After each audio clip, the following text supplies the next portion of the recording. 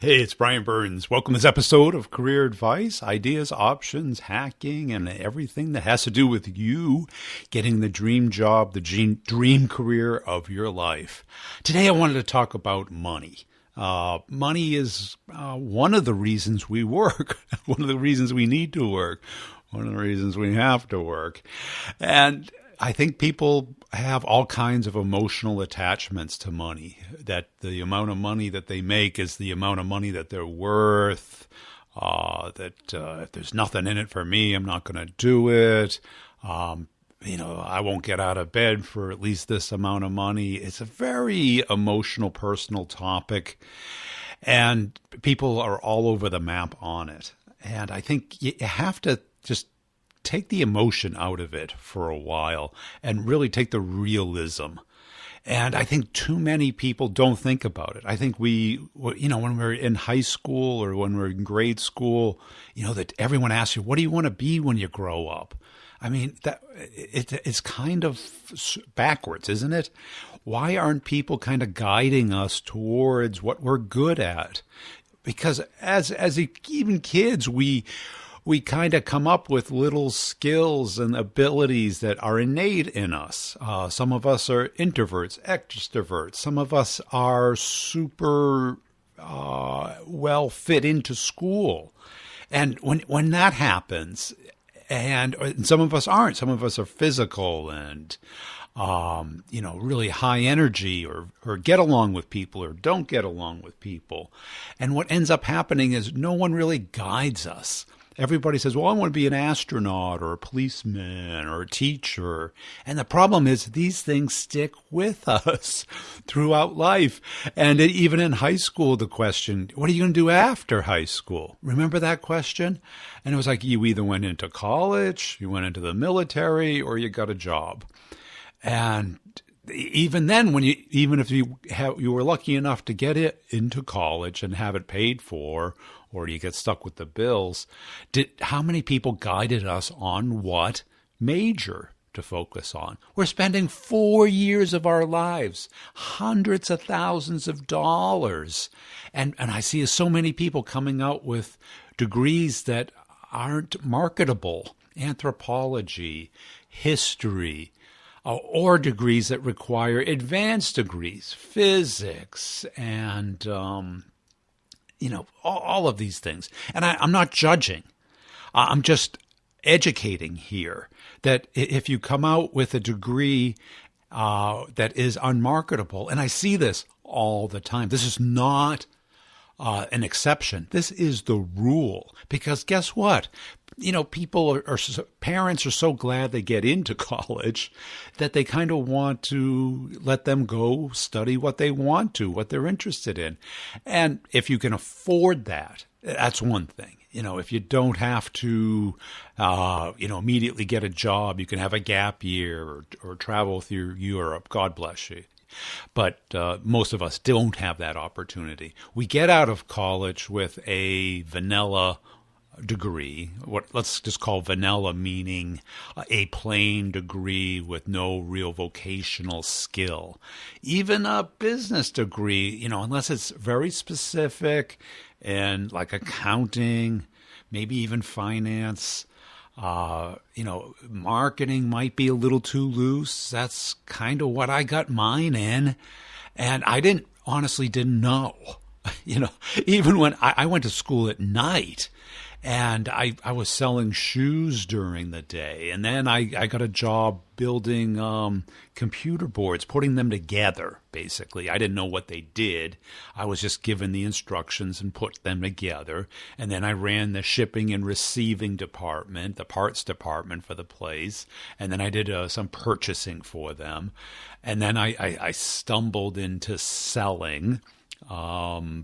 Just by somebody needed, a cheap in salary, not cheap in quality salesperson. And then I stumbled into computer programming. And most of this stuff was stumbling. And the problem with stumbling is you can stumble bad as well as you can stumble good.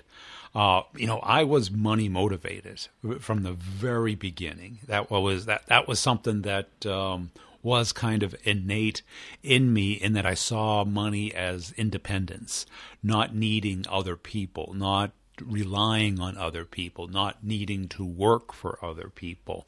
I saved my money, did the paperboy thing, worked at the neighborhood lawns and stuff, anything for a buck, basically. And that motivated me. So I had that innate thing, but yet no real guidance, no real judgment. And what we have to understand is, when we're that young, and some of you may be that young, or maybe, let's say you just got out of college and you got a vanilla degree from, and what I hear all the time is a vanilla degree from a great school. And what ends up happening too often is people fumble into some kind of mediocre job that they're not interested in, and they kind of get stuck, or they go back to school and then get something that's a little bit more applicable, maybe an MBA or a master's in this or that. And some of that is with forethought and planning, and there's a skill and an ability, but a lot of it is just stumbling. And if somebody, clearly by the time you're 22, people are stop guiding you and start pushing you, out of the house, out to get what they call a real job. And the problem is, we just don't know. And that's kind of one of the reasons I started this podcast, was I wanted to kind of enlighten people about what I've seen happen, work and not work, and to prevent you from getting tricked into the little traps, the books about becoming a blogger or a YouTuber or even a podcaster. All of these things, they could be fun, creative resources to get the word out about you. And if you have enough runway, they can turn into a business. I'm not saying they can't. They can.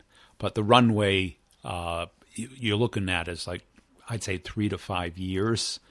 And that means without pay. It means you're interning for yourself, essentially. So it's much better as a side hustle than it is for a primary hustle. Once in a while, there is the person that wins the lottery, and we then say, if he can do it, I can do it. And that was basically what created a million software companies when they saw Bill Gates, become the richest man in the world. And we see it constantly today with, social media and stuff. And yes, if you're in the top 1/10 or 1/100th of 1% in certain talent or beauty or skill, you probably could make a living in less than the 3 to 5 years. But I wouldn't bet on it, because the competition and the gaming of it, and it's just not the way to go. The way to go is really where the food is. The old Sam Kinison joke that I say is really the best career advice you was ever given. You can search on YouTube for it. Sam Kinison, Send the Food, where he makes fun, inappropriately, politically incorrectly, of people who live in a desert. We have to send food to them. And it's like he picks up imaginary sand and he says, you know what this is? It's sand. You know what grows in it? Nothing. You know what's going to grow in it 1,000 years from there? Nothing. Move to where the food is. Don't wait for us to ship you the food. And that logic, although politically incorrect and inappropriately funny, is so accurate, is we've got to go where the food is. So money is the food. And we're basically exchanging our time, energy, creativity, and talents for money. And trying to find the right way to do that is hard, certainly when you're starting out. And if you overlook the amount of money that you can make, if you don't anticipate, or you think it's going to make more than what society grants it, you're fooling yourself. Meaning, let's say you want a certain lifestyle, and that lifestyle is a 100K lifestyle, but that profession pays 50K. And if you Google it, no matter where in the country, maybe 1/10 of 1% makes 100K at it. Then you basically have to make a change. And I get this on the Brutal Truth sales podcast all the time, because everybody in sales stumbled into sales. Nobody, in high school says, I want to be a salesperson. Nobody in college says that. Some colleges have some courses on sales, but it's not really the reality of what selling is. And even we have a misperception of what the reality of sales is. I'm talking, business to business sales versus business to consumer. I'm not talking about selling cars or selling retail. I'm talking about two businesses selling. It's a much different idea of what that is. It's much more relationship oriented. It's much more about communication than it is about presenting and persuasion and closing. It's much more process oriented. And all of those people that I interview, everybody laughs about how they got into it. Everybody says they stumbled into it. And the driver was money. And I've seen too many people in sales be only money focused, and it actually depletes their skill set and reduces their ability to make money. The people who understand the whole game of, focusing on the right people, the people who need your product, fit, are interested, participate with you, and you help them the most, those are the people that make the most money. And I'm talking about like brain surgeon money. I'm talking about CEO type money. And, not the first year, but certainly after 5 or 10 years, they can get to that level. But the smart ones understand that it's a roller coaster. It's not the same money every year. It's not like a baseball player that, or an athlete where their contract goes up and then they retire at 30, 33. It's much more like 1 year it's super fantastic. The next year it's okay. The next year it's terrible. Then it's fantastic again. It's a roller coaster. Depending on so many things, your territory, your compensation plan. And this is why a lot of people become entrepreneurs. Now, entrepreneurs, the old saying is you exchange a job where you worked 40 hours a week for a job that you work 80 hours a week for less money. And certainly for the first few years, that's a pretty accurate statement.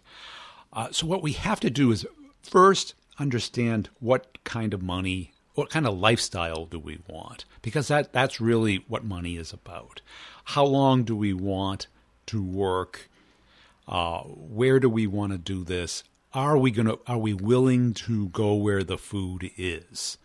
And instead of waiting for the food to come to us in the desert. Unfortunately today, there's so many of these little conveniences. The food can come to you in the desert, but somebody has to pay for it. That's the problem. Those phone apps all are attached to someone's credit card and somebody's bank account. So really think through that when you're planning your career and be realistic about it. Too often, and I've seen the guidance, and some parents give terrible guidance.